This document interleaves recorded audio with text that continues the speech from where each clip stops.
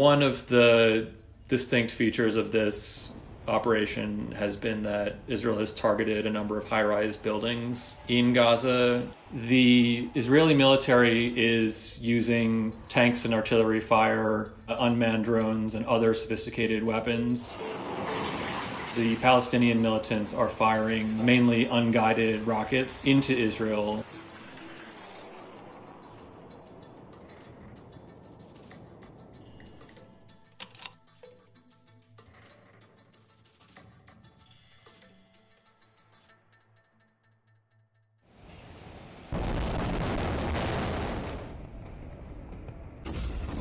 So there's been quite a wide path of destruction on the civilian infrastructure and civilian homes in Gaza.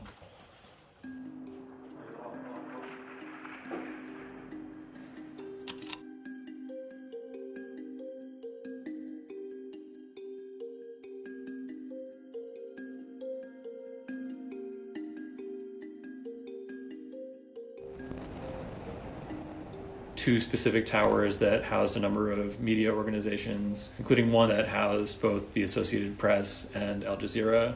The Israelis gave warning to the owner of the building to evacuate the building, and journalists from the AP and these other organizations had to flee for their lives before it was demolished. The Israelis have said that there were Hamas military intelligence using some offices in this building. Both the AP and other organizations have said that they had no evidence that that was the case.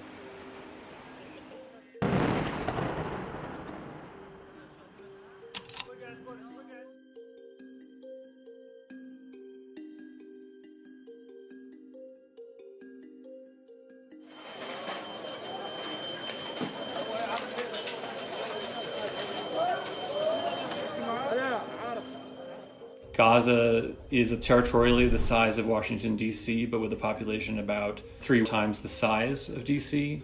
And so you can imagine the difficulty of trying to separate civilians from anything you might be trying to bomb in Gaza.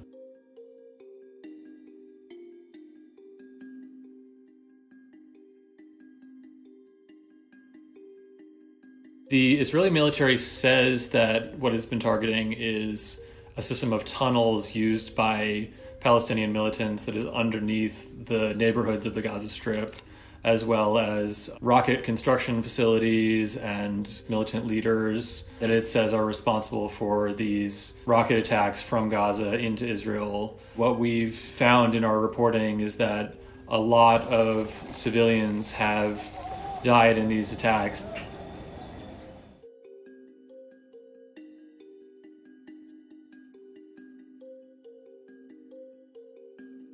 Israel said that they were targeting a tunnel and that the collapse of the building was an accidental result of that attack. It's a situation where there are many people, the vast majority of them civilians, who are scared for their lives, and they have nowhere to run because they live in a territory that's been cut off from the outside world, and it's a very dense urban center.